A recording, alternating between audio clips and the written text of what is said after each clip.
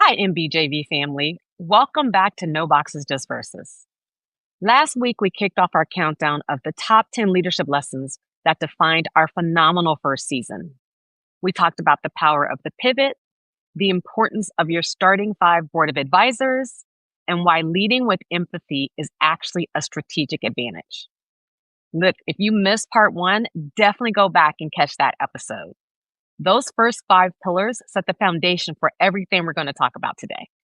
So now it's time to bring it home. Today, in part two, we're counting down the final five lessons from season one. These are the moves that separate good managers from unboxed leaders, the ones who understand that their platform is a tool for service, that exposure is a catalyst for growth, and that relationships are the true currency of the C-suite. Just like last week, I'll be previewing the verses and then rolling the clips so you can hear those incredible leaders in their own words. So let's get into the conclusion of our countdown. Let's put the pedal to the metal, let the top lean back. I don't know where we're going, I don't know what we're running to. I'm checking for you, how you feel about that. I think it's time we rendezvous. Lesson number 6 is the purpose through service and philanthropy. This was one of my favorite lessons. You know, the most fulfilling verse of a career is often the one that's dedicated to service. This lesson is all about using your platform, your success, and even your personal challenges to create a lasting impact on your community. It's the realization that true leadership isn't about what you achieve, but about who you actually bring along the way and who you inspire. Now let's hear from the leaders who lead with service. I am who I am is because my mom and my dad, they taught us life skills. They taught us to help others. And I wouldn't change anything the way I was raised. And I always tell people it's how you're raised. And I'm 58. I still think about my mom and dad all the time, the values they gave us. David and I started our basketball camps at a young age. And we always had a passion for basketball. And I remember how everything we did would open up doors, how I created a relationship with Denzel. His son played in my AAU team. So many big CEOs' kids would play on my pump and run team. So I've always used our motto is about relationships. You know, I just think we really didn't know what we were doing in the beginning, but we knew we had a love for basketball, running basketball camps, and then we started exposure camps and junior college camps. And then, like, when I meet people for like my charity and stuff, I always show them like things. Like I told you, we have a board fund, and we're over 4 million now. My goal was to have $5 million year 25. So there's a real legacy for the rest of our children's life to do good.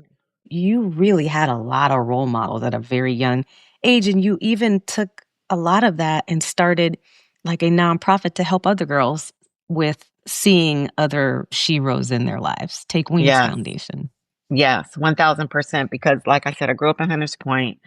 My childhood, it was a drug infested neighborhood. So there was a lot of things going on in our neighborhood that wasn't necessarily great, but it was home for us.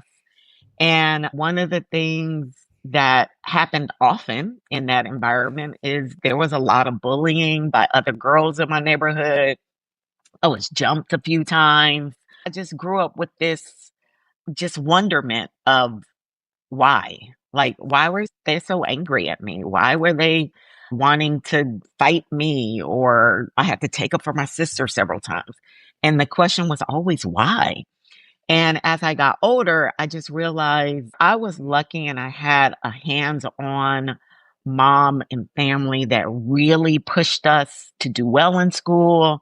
They weren't like strict, but it was understood that we had to get good grades. We had to do our chores. There were just things we had to do. And, I just thank my mom that she instilled that in us because we were left home. She made it very clear, you guys have to be responsible because I got to go work for us. So I need to count on you. I need you to be up on your school. I don't have time to go up to the principal office. Y'all getting in trouble. I don't even have time to get home to cook dinner most nights. So I need y'all to be able to do that and keep the house clean. So that was just embedded in us. And so I just figured most of the girls in our neighborhood probably didn't have a household that was pushing those kind of values. So as I went on in my career and got on the Steve Harvey show, I always just remembered the girls in the neighborhood. And I just felt like if I can give an example or be a voice or a vision for them to believe in themselves, to aspire to something bigger outside of our little 4 blocks of our neighborhood, that was the piece that was missing for them. Something that they could aspire to be, believing in themselves that they can actually do something like that. So that's why I started Take Wings Foundation. So I started the Shaun Foundation for Girls right after I left Access Hollywood, because then I finally had time to commit to really building it and making it as impactful as I felt it could be. So what we do, and when I say we, I mean me, what the Shaun Foundation for Girls does is we support small to medium-sized nonprofits that empower underserved and underrepresented girls in 5 key areas that are represented by the acronym of my name, SHAUN. So STEM, health, arts, unity, and neighborhoods. So if there's a nonprofit that is doing work in one of these 5 key areas, we would possibly be a resource for them. And the reason I structured it this way is because I did research into nonprofits that were already out there. And I found that I did not want to recreate the wheel. I knew there were great nonprofits that were doing the work, that had the experts, the soldiers on the front line. But at the same time, I found that women-led nonprofits and nonprofits that service girls, and especially girls of color, get only a tiny percentage of the available funding given to nonprofits. So I built my nonprofit to be a resource for some of these organizations. We are a hybrid. We raise money to give money away and to give these grants to these incredible organizations. So as always, you can always go to the ShaunFoundationForGirls.org to make a donation and see our work, see many of the grants that we have given. And we just depend on the resources of our community, people who say they've seen the work and they want to support us. So that's what we do. And you have been a wonderful supporter, and I appreciate you so very much, because it takes more people like you to help get this work done. And then in regards to the foundation, we just celebrated the 10th year of our foundation. Though we've been doing community work for 17 years, we're actually gearing up for our 2nd annual fundraiser gala. We have after-school programs in LA, in New York, in Cameroon, in Africa, and in Brazil, in favelas.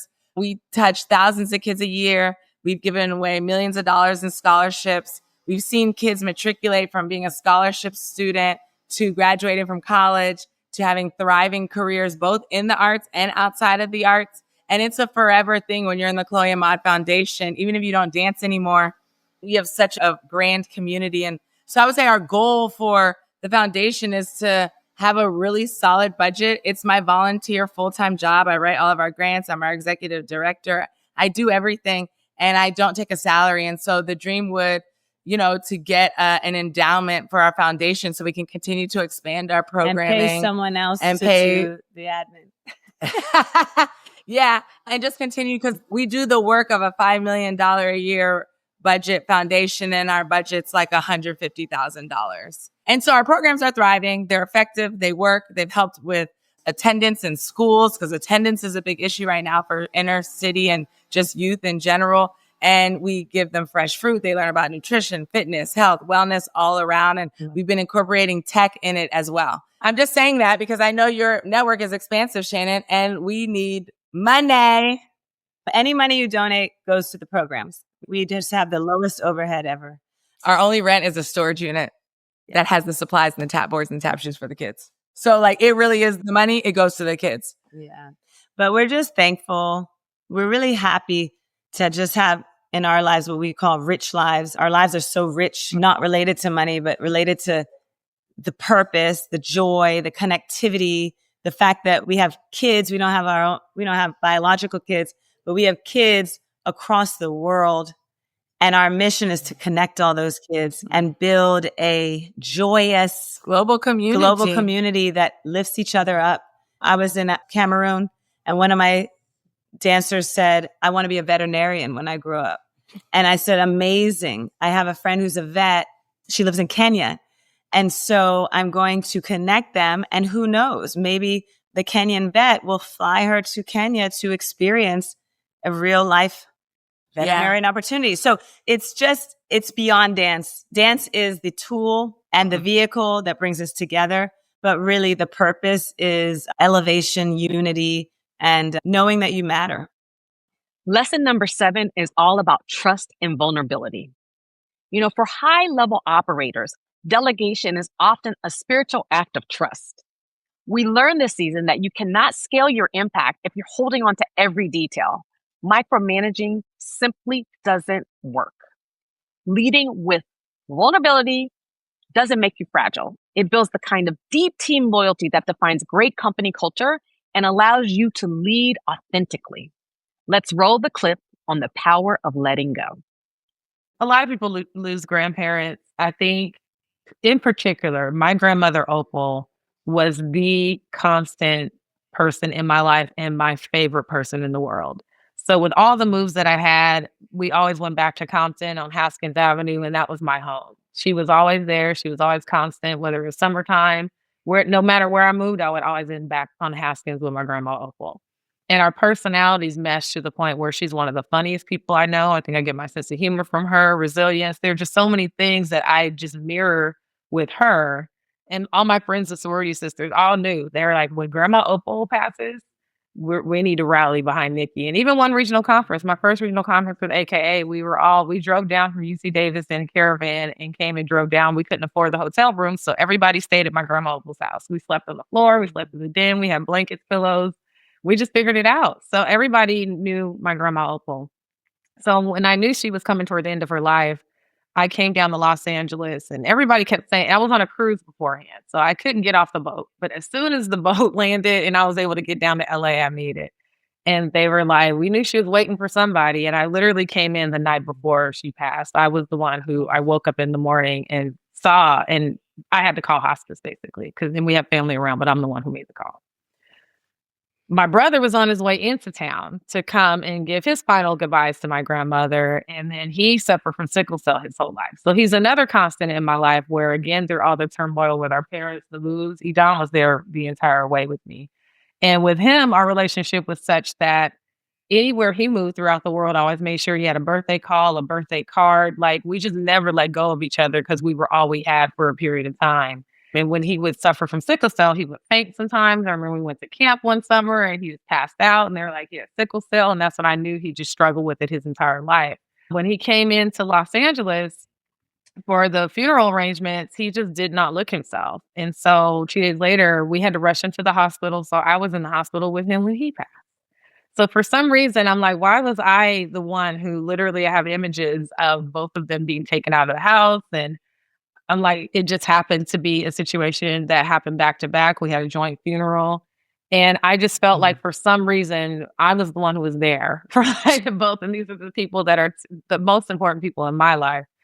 So yes, it was very traumatic. I went and sought a therapist just because I was having nightmares and PTSD. Because again, I was in the hospital all night. And then just even with my grandmother, there were some things that happened in my family too, of just some dynamics of seeing how people sometimes, they say weddings and funerals bring out the worst in people sometimes. Yeah. So seeing how some people moved in my family kind of rubbed me the wrong way. But over all of it, I just wake up every day thankful that I had both of them.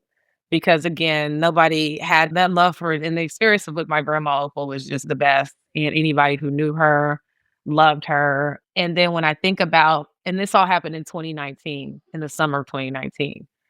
I was like, man, 2020 is going to be a wonderful year. I just think you can't be worse than 2019 because I just went through all this loss and devastation. Then COVID happened. I'm like, oh my God.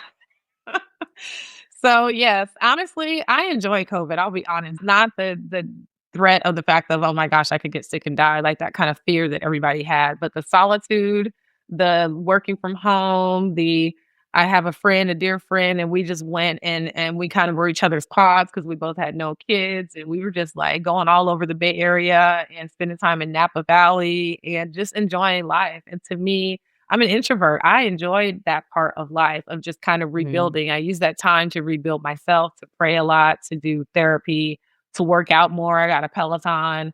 I've never been the Oh, type of yeah. person to work out, but I was like, I just needed all of that was like my rebuilding phase. And I feel like that's kind of what helped me get over all of it. You know, you mentioned a couple of things that I think are really good lessons of your leadership. You shared that you sought out help. You sought out therapy. Yes. For so long, that was a taboo thing for people to talk about. But you really turned that into a strength, quite frankly, that you knew that what you were going through was so powerful that you couldn't handle it on your own. And I think that's a great leadership trait for people to understand. As good leaders, you have to understand you got to rely on a team and other people who are better at certain things than you are, right? And so your personal life allowed you to say, you know what? I give up. I don't have all the answers. I need this help. I need that help. So I think that was an important lesson. I also think that you channeled that time where you could just really get into an abyss, if you will, with that much grief. You channeled it into something that was totally outside of your comfort zone. So you had to get uncomfortable, because I now know you as a Peloton queen, right? I'm on all, because we follow each other on social media and we're friends. I've known you for a long time. And so like you are literally, Peloton should put you on a commercial. But you went and you did something which was not something you normally did. So you jumped out of your comfort zone and said, I'm just going to try this Peloton thing because I need a different way to find peace for myself and to better myself. Another thing that I did, Shannon, and I don't know if I told you, but when I came back to work after losing my grandmother and brother, it was so overwhelming that I just quit my job. I was just like, I can't deal. I can't focus. I can't operate in this, like going back to normal. I struggled with it. And I kept in contact. This is when I was working at Remix. I kept in contact with everyone. And there were some things that happened in a few months. And just know that I ended up being hired back at Remix as the chief operating officer. That was my first time that I became COO. And it was funny. All my friends were like, who quits and then gets hired back with a promotion? Like who does that happen with? But for me, I just stepped out on faith. Didn't have a plan. I just knew I needed to heal, and I could not do it in the role. And it ended up serving me in a better role like 6 months down the line. So just going out on faith is also another lesson. Yeah. And keeping in contact with people. Well, it's back to the relationship. You'd been very good about the building of the relationships, not burning bridges. And, you know, you had grown so much, not just in your professional career, but you grew a lot in your personal life. And people see that. And so it's no surprise to me that that's what happened. I actually didn't know that you had quit. I just knew that you went from one position to the next. So I missed that. But I actually quit this job for a minute. So, Right. yeah, I didn't know that part. But there's a good lesson in that, which is you bet on yourself. But ultimately, you just went through a really strong period of resilience, I believe. And eventually you came out on the other side. That doesn't mean you don't still grieve. That doesn't mean that you don't still have your days, but it is recognizing that there is a lot of light at the end of the tunnel. I was pregnant with my daughter, and I had all the plans. I had plans for my baby shower, which my best friends were planning. And I remember, you know, I wanted to be in control like a lot of leaders. Yeah. And my baby shower committee kicked me off of the planning calls. They were like, why is she on here? I asked too many questions, but I had to let go. And I just had all these plans. And I was headed to work one day when I had an ultrasound. And I was dressed for work. At that time, I was in a more formal environment. I had my briefcase. So I'm just going to run in here, get this ultrasound. And when I went in there, the doctor said, basically, your baby has stopped growing and you're going to the hospital. So you felt that. You felt it. I felt that right in my heart. And I remember looking at the ultrasound and I said, well, she's moving around. Ooh. But that was when, because I think I probably said, well, I have to go to work. But then I realized, no, he's saying you have to go to the hospital. Right. And I was 30 weeks pregnant. And they put me in a wheelchair, wheeled me under this tunnel to the hospital. I had no control over the situation. That is when God provided, because all I could do was pray. And I asked all of my friends to pray because I was not prepared to bring my daughter into the world 10 weeks early. At the time, I just didn't even know, like, who does that? My daughter ended up being born 9 weeks early. I spent just a few days in the hospital. I got to 31 weeks. And I had placental abruption. I had preeclampsia. I had more things. And I had these amazing doctors, and my daughter was born early. When your child is born that early, all of the adjustments you have to make are pretty long term. There's lots of doctor's appointments, and that first year or two was just all the extra things along with a newborn. I had to get my daughter to an ophthalmologist, a pulmonologist, a pediatric gastroenterologist, all this stuff. And so quite naturally, when you're driven in your career, you have to think, okay, wait a minute. I'm going to have to let some things go. And as a leader, I really learned delegation then. Yeah. Because there were some things I couldn't do. And one night I remember I was working on a presentation, a PowerPoint. And I remember when I said, I'm going to do it. I probably told my team, I'm going to do this. And my daughter was crying. And I realized it was like 1 o'clock. I can't do it. And so I remembered feeling worried, but I reached out to someone on my team and I said, hey, Kathleen, can you do this? And she said, of course, I got it. And then you also realize that there are all these people who want to help you. Yeah, you're not letting them. I wasn't letting them. Lesson number 8 is all about exposure as a growth accelerator. Leadership growth isn't just about the skills you master. It's about the environment you inhabit. This lesson focuses on the power of broadening your horizons through new landscapes, whether it's a new industry, a new city, a global assignment, whatever. It's about changing it up. It's about that mental stretch that happens when you step into the unknown, allowing yourself to see the world and your role in it from entirely a different vantage point. Now let's roll the clip on how new landscapes and global experience changed the game for some of these trailblazers. But for me, and my theme was exposure through growth, drives growth or enables growth. For me, I went to school at Harvard. So I left South Carolina, and I had spent really the vast majority of my life in South Carolina, again, in a small town, with not that much exposure, just quite frankly. So when fast forward, then I went to school in Boston. But how do you pick Boston? Of all, because you've got, I'm sure there's plenty of people in your high school who went to University of South Carolina, like Clemson, and absolutely. Right, many. Absolutely. How do you say, I'm going, and it's Harvard. Right. And by the way, it's not just like a school. No. So funny story. They sent me an application. Harvard did. So your grades are good. Your SATs are right. good. My grades are good. My SAT scores are great. Like, I graduated valedictorian of my high school. I had great SAT scores. I was captain of the cheerleading squad, president of my class, like, you name all the little things, right? They sent me an application. I would have never applied to Harvard. Really? It was not on my radar at all, right? So I was a huge basketball fan. Yeah. Growing up in South Carolina, watching ACC basketball.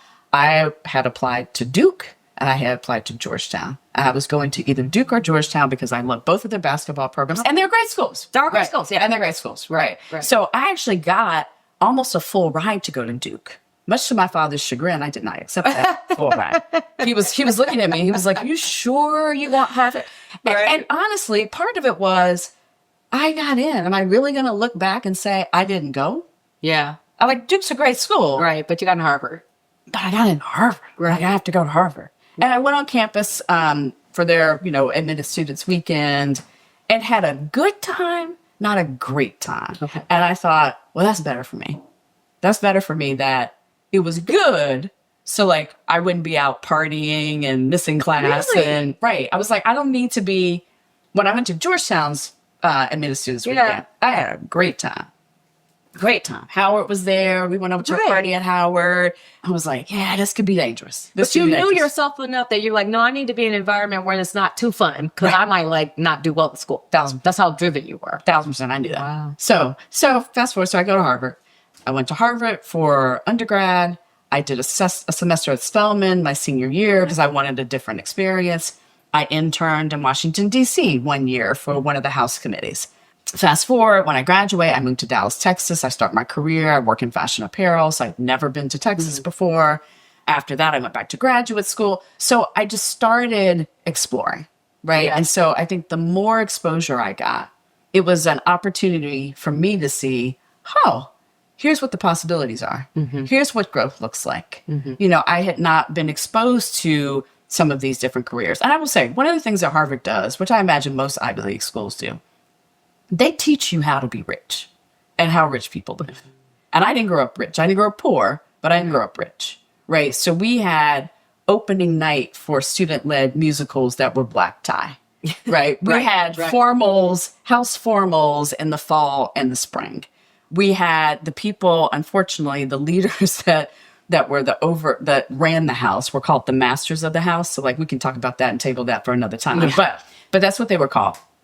They would have happy hour receptions every Friday in the quarters of the masters of the house. Like there was so much that was about, here's what it looks like to live a upper echelon, wealthy experience. And again, none of that was stuff that I had ever gotten exposure to. Like my male friends got tuxedos in college because there was so many formal events that you were going to, that it was better for them to actually buy a tuxedo than to rent them. That wasn't my life growing up. So this whole thing of going to Harvard and then being at Spelman, moving to Texas and getting exposure. Like I remember when I moved to Texas in January of 93, the first year that I learned about what Juneteenth was. I had never heard of that, but that's obviously something that they were celebrating. It was a huge deal back then, still is obviously today. So this idea of exposure just drives growth. It drives possibility. You don't know what is even out there if you don't see it. And that's why it was like good times. Yes, there was partying. I was having a good time. I may have partied even a little bit more at Harvard than I should have the first, couple of years. I got that together. But that was the theme for me during that time frame. What happened is one of my law firms that I worked at asked me if I would consider going to be seconded, as they called it, which is basically loaned to a client. So I agreed to go work in-house in a corporate law department of a Japanese company in Tokyo for a year. And it was a great experience, actually. So I was always a corporate lawyer. I was really interested in learning about what it was like to work in a company. I had always envisioned doing a semester abroad or somehow ending up living overseas. It never worked out for one reason or another for me. And I never would have pictured Asia or Japan, but it was such a unique opportunity. I really jumped at it. And I moved there, never having been there, not knowing anyone there, not speaking the language. And so it was very foreign and I was very much of an expat, but the firm provided me quite a lot of support. I had a very important mentor in the law firm and a very important mentor in the company who helped smooth the way for me. I'm such a big proponent of, I tell all young people, try to get an opportunity to get outside of your comfort zone, live outside of if you are based in the United States, or live outside of your home country, wherever you're based, just because this is a global world. Gap actually ended up hiring me in large part because of my experience in Japan. And Gap did have a business and experience in Japan at the time, but I was also responsible for all of Europe and other countries of the world. But what you realize is when you develop cultural competency, it applies across the board. If you figure it out in one country, you can figure it out in general. So it served me well. Lesson number 9 is about strategic skill acquisition through lateral moves. Sometimes the best way forward is to take 2 steps back. We looked at leaders who chose lateral moves or maybe perceived setbacks to master organizational design, business operations, and gain new skills. These leaders prove that taking a few steps back is often the only way to build the multifaceted toolkit you need to eventually sit in the CEO chair. Now let's roll the clip on the power of the strategic backways, sideways, anyways move. And then I took a leap of faith and they said, why don't you work for human resources? I'm like, why? I don't want to be in human resources. I'm a lawyer. And I want to just give it a try. I'm like, okay, well, employee relations, that's my client. It should be easy. Let me go into HR. And I had HR employee relations, HR compliance, and it really wasn't that easy because then I got into the world of HR. Yeah. There's lots of different aspects of HR. There's executive compensation, there's organizational design, right? And so I'm a human capital. There's Training, HR compliance, the learning and development, rather. right? Yeah. So I managed a team, and then they said, "You want to come back?" They said, "This is the other role open, this HR business partner." I was like, "I've been here for a long time. It can't be that much different. I'll try it." And they said, "We know you can lead people. Why don't you go into this new role and be an individual contributor?"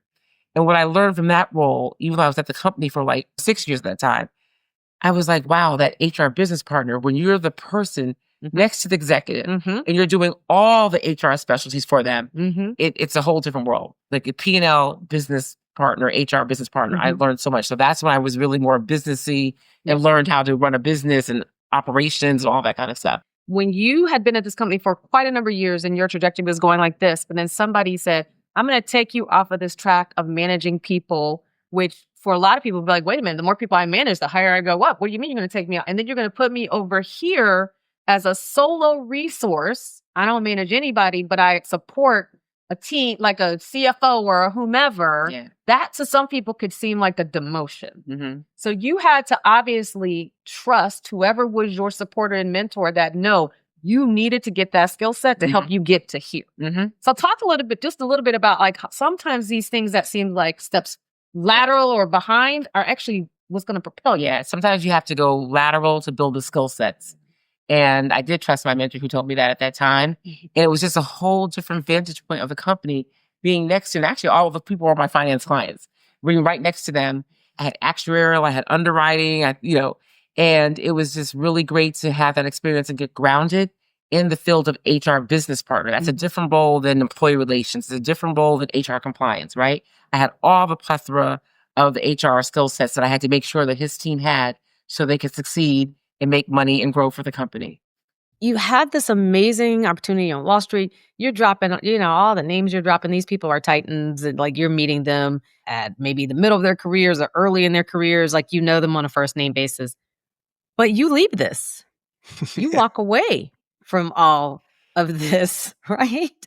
And so take us through like why you left and where you went next on this career projection. And then we'll get to the song you picked because you start really skyrocketing. I don't know if I was skyrocketing because, again, the ridiculous amount of imposter syndrome that you just don't know anything. You kind of either can get frozen by, I don't know anything, or you really become passionately curious and you want to learn everything. Instead of being a know-it-all, how do you become a learn-it-all? And I feel like that was just the fire inside of me. I wanted to learn all this stuff. And I feel my parents were both teachers, but I didn't really know anything about computer science as a field. I remember very early getting a Commodore 64 and I was like trying to like program and, mess around with that. But it was all kind of like self-taught. Again, no internet, kids. Commodore 64 over here. Commodore 64. I had one of those too. I know, totally dating ourselves. But that was the kind of thing where I think just taking this idea of calculated risk, and now I was doing kind of tech, media, and telecom for a couple of years. I had now switched to this Latin American private equity firm, and we were working on privatizations, and I ended up, becoming the telecom guy. And so I worked in Colombia. One of the family groups that we were working with, they owned a cell phone company. So we ended up selling that to Bell South. I did that in Venezuela. We sold that company to also Bell South. So I became like the telecom guy. And, the backbone of everything with the internet is telecom, right? It's understanding bits and bytes and how this was really the advent of the internet, because you had the Netscape Navigator moment in 1994. Netscape goes public in 95. And now it's 1999, and you really are starting to see kind of the internet just take off. And at the time, I was just like, wow, I'm now at least versed in tech and telecom, but I don't want to be a banker. I don't want to be advising. I actually want to build. And I think that was really my first sign that I was really an operator. I was really having entrepreneurial tendencies that I didn't know what to call it, because back then entrepreneurial kind of endeavors weren't really a thing. Right. But again, early days of the internet boom. And I got courted by this small little startup that was coming out of MIT called Akamai Technologies. And I went and got an offer, and I'll never forget, I got an offer on a Thursday. I quit my job on a Friday. I packed on a Saturday. I moved up to Boston on a Sunday, and I started on a Monday. It was a ridiculous calculated risk. I left my banking bonus. And again, now it probably is kind of peanuts in retrospect. But for me, that was like a big deal, like your golden handcuffs working in finance. They call it that for a reason. But I basically took a salary that was like easily like 2/3 salary cut to kind of get into this tech world. And it was the greatest thing ever. And that was really my advent. I joined the engineering group at Akamai and their network infrastructure team. I was responsible for building out the network infrastructure for Latin America and Southern Europe. And a couple of other leaders, and I've definitely shared this about my personal story. There's a lot of successful people who talk about sometimes you have to take these lateral steps, or even these financially, it was a step backward to actually get ahead. And it's just one of those lessons. It's hard to wrap your head around it when it's happening. Mm-hmm. But then in hindsight, when you look back 10 years later, you're like, oh my goodness, I'm so glad I made that, what seemed like a bad move, because something fueled me to do it, whatever circumstances, etc. It was the best blessing in disguise. And our final lesson for the season, lesson number 10, the power of relationships. We close this countdown with a fundamental truth. Business is people. Whether you are an introvert or an extrovert, mastering the art of connection is the real currency of leadership. It's all about the strategic networking and human-centric ecosystems that scale your impact on a global level. Let's roll the final clip on the powers of connection.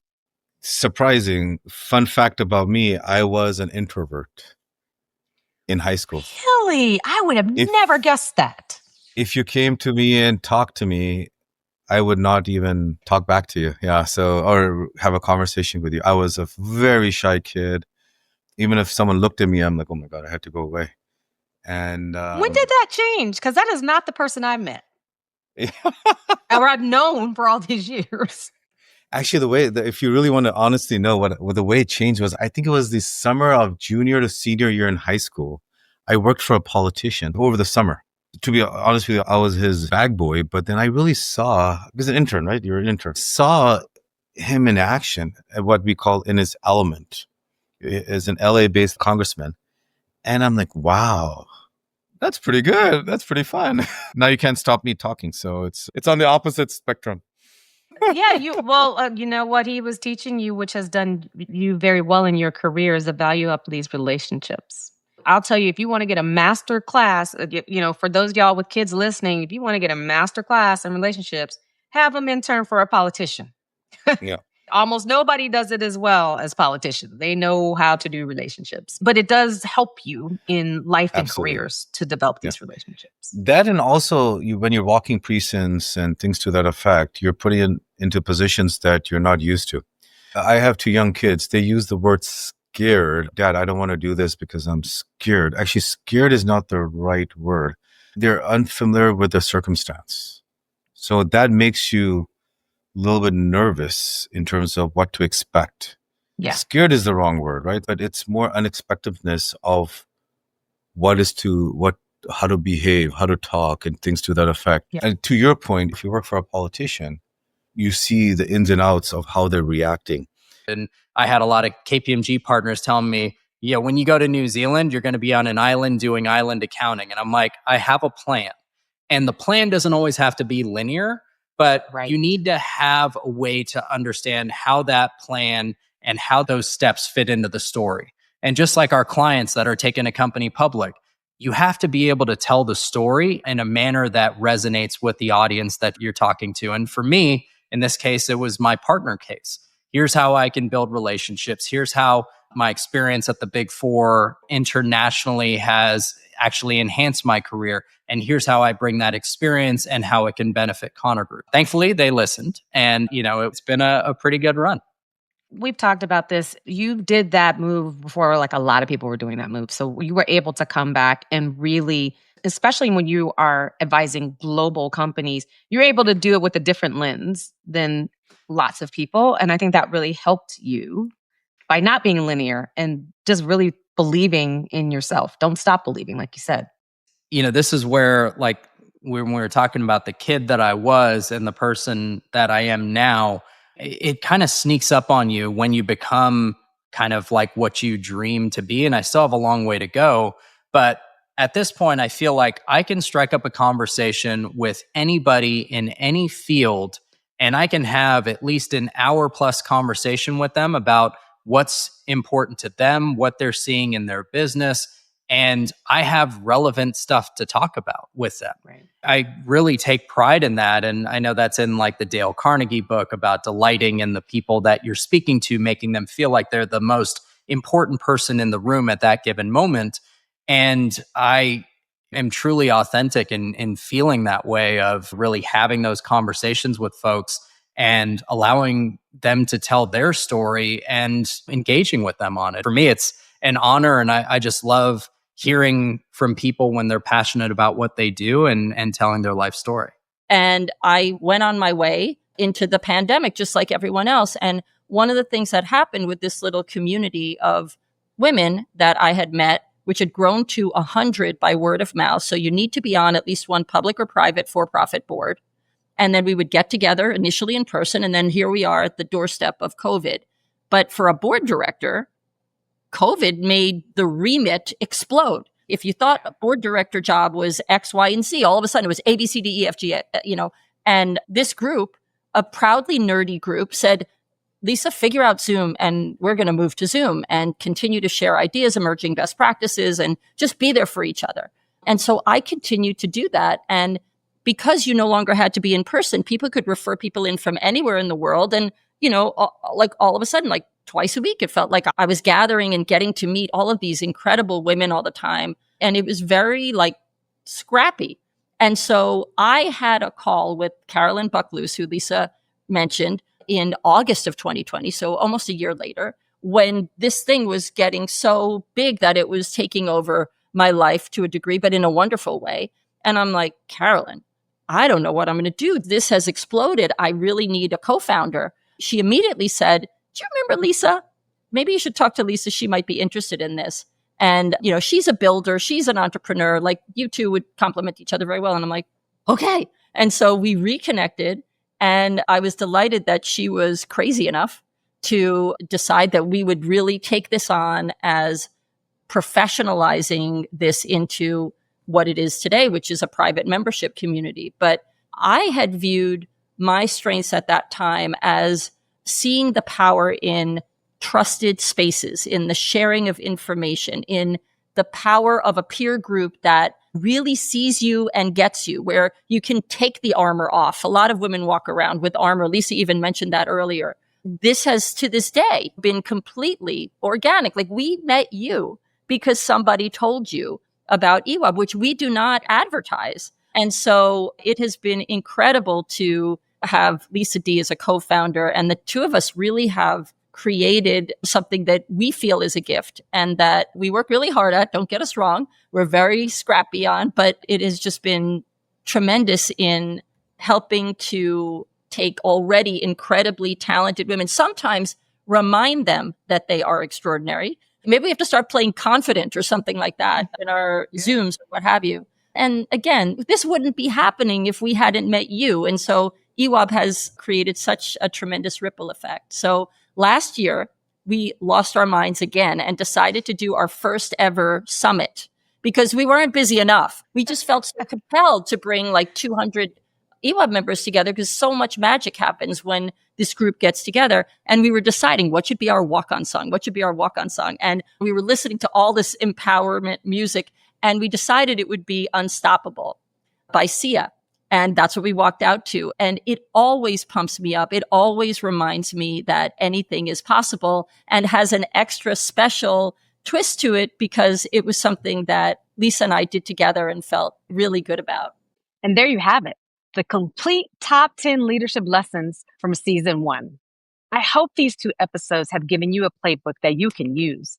Whether you're contemplating a pivot, looking for your starting 5 for your personal board of advisors, or finding the courage to step into a new environment altogether. Remember that your fullness is your power. There are no boxes here, just verses that you choose to write. You are truly running your own race, my friend. I want to thank all 32 guests on the first season of No Boxes, Just Verses. Thank you for your brilliance. Thank you for sharing your journey. Thank you for giving us a masterclass in how it's done. And also, I really want to thank you, the listeners. You made us a success. Top 5% of all podcasts globally in our first season. Wow. You listeners are truly the MVP, and I thank you from the bottom of my heart. We heard from you, and we know you are ready for season 2. And I'm so happy that we're dropping season 2 on January 5th. And that lineup is absolutely stunning. I cannot wait to share it with you. So from my heart to yours, I'm wishing you happy holidays, happy new year. I cannot wait to see you on January 5th. Remember to write your verses and dream big, because that's what No Boxes, Just Verses is all about. And I'll see you all in the new year. I'm Shannon Nash, and I'm out. And that's a wrap. Thank you so much for listening to No Boxes, Just Verses. And if this episode moved y'all, please share it, rate us, follow the show on your favorite platform, and we can keep building our leadership playlists together. So you can find me, guys, on Instagram as Shannon Nash1 and No Boxes, Just Verses on Instagram. You can also find me on LinkedIn as Shannon Nash ESQ CPA. You can also find No Boxes, Just Verses on LinkedIn. You can visit our website at noboxesjustverses.com. Finally, don't forget to check out the show notes. The show notes are super important because this is where the playlists will live. You will be able to get these playlists on Apple and Spotify. You'll also be able to follow up and see how to reach out to the guests, follow them, and support them. Until next time, I need you to stay unboxed. You come for the stories, but you stay for the playlists. I'm Shannon Nash, and I'm out.